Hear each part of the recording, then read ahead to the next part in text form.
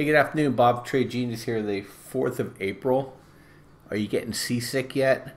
Which is ironic about this market. It's trying to put in a bottom, it looks like, but this sure looks a lot like what happened in 2008, where the market just started to swing wildly. That's why you haven't seen too many posts, too many trades. I'm too concerned to put on too many positions here. I have to be able to control, and we could have a buy opportunity here coming. But I think whatever is going to happen in the market higher, it's not going to last that long, and I think that's going to be the real shorting opportunity to come. But I only trade out a day or two, a week or two ahead anyway. So let's talk here. So the trade I always like to take, I like to short volatility. Friday we had a great day. Remember this? Seems like ancient history. And then they just gapped it up blaster on Monday. Came back down on Tuesday, turn around Tuesday, okay, makes sense. Usually Wednesday you get a follow through. And then the market did something weird overnight, the China news, whatever, and they gapped it again. But two things. One is I think the market makers were out of position, number one, with that ramp we got in the market, which I'll get to in a second. And second, when I woke up and I looked, volatility on Wednesday was less than volatility on Monday. And then SPY was higher than it was on the low on Monday. And I'm like, we got to buy this. And we had our short VXX position on. So we rolled down from 48 to 47. Today would have been the day if I was going to roll it out, I would. And I said, I think this market's going to turn around. For those in the chat room, I said, get long, get long, get long. And we just blasted 85 points higher. Absolutely insane. And now we just got to watch to see if they release pressure on the VIX here. But this has been crazy since the 21st here you had, and it's even before that. I'll zoom out even farther. This craziness started here really on the 12th, and then it's moved all the way up to to really today. Now my expectation is, and it's always been, we're going to go down, we're going to touch this, at least this VWAP here, but we can go all the way down to here. So my expectation is this week into next, we should have some relief on the VIX. So we're still holding with our VXX puts and doing fine. And going into SPY, it's the same thing, but SPY touched the VWAP here. So it's hard to see what's going to happen. And still really, if you look at it, these are still all lower highs. So it's going to have to prove itself in the next couple of days. I think it will. I think it's going for this gap fill right here. A lot of people thinking we're into a swing low position. And, my signal says so. But last time it said so, it blew it right out the next day. And so, but I only could trade what's in front of me. And right now it's telling me that it's trying to bottom. And now it's going to have to break this high. Then it's going to have to break this high. And then I think we could say we're going to try to put a bottom in. So now I wouldn't be surprised, you see this low here, a deeper low. Some could say this is a shoulder, but it could come back down to here before it goes up higher again. And then here's the downtrend line. And I think this holds price. And then we'll see what's going to happen from here. But it's just been absolutely amazing. Where news is rocking this market. And when news can rock the market, it means it's not priced right. And people are seeking, and those who are trying to push price down to where they think there's value keeps getting interrupted by news, and that's bearish.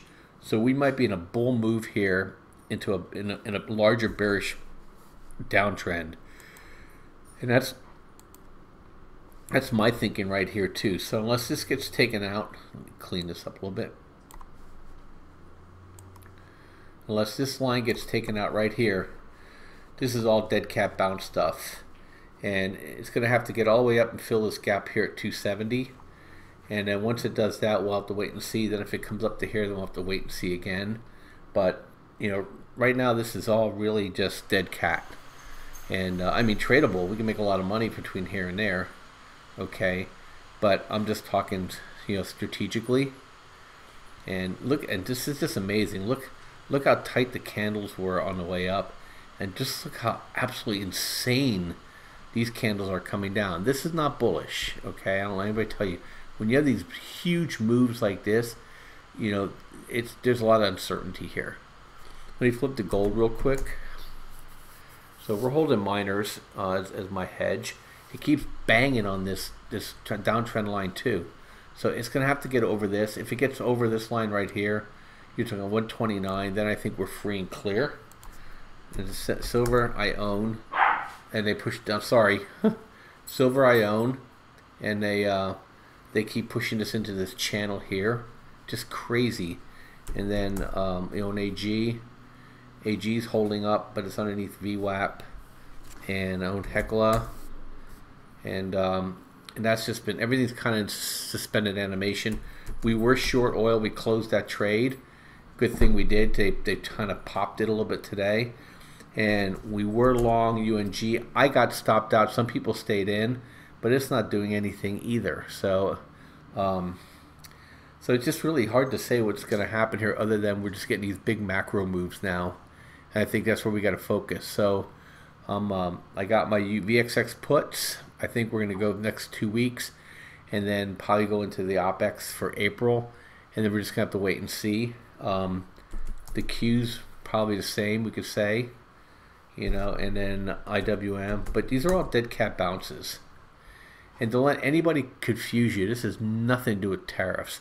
This has everything to do with a stock market with lopsided tech stocks at the top with financials that when you sell them, it has a disproportionate effect on the markets until that gets balanced out.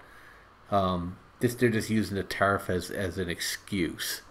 But market's overvalued, and so it needs to come down, you know. And my view is, and I'll go out even further here, is this is my macro on this, is that this is the IWM. We're going to come down and we're going to test this. This was the Hillary coronation launch, okay? Right here. See, we're still 60% overvalued on the Qs and SPY. Okay, we're going to go down. We're going to touch these lines here. Okay, this is not bullish. We're not going to new highs. Okay, this is not a consolidation move to blast off. This is like, oh my gosh, what's happening? Oh my gosh, what's happening? And then you're going to see, you know, every one of these moves higher are going to it's going to come down to another level, and then it's going to come down to another level, come down to another level. But we're going to be chopping and chopping and chopping. Like I said, the only thing that's going to take me out of this mindset is that if this downtrend line gets taken out. But we definitely are Eiffel Towering here, and we're going to come back and test this at some point.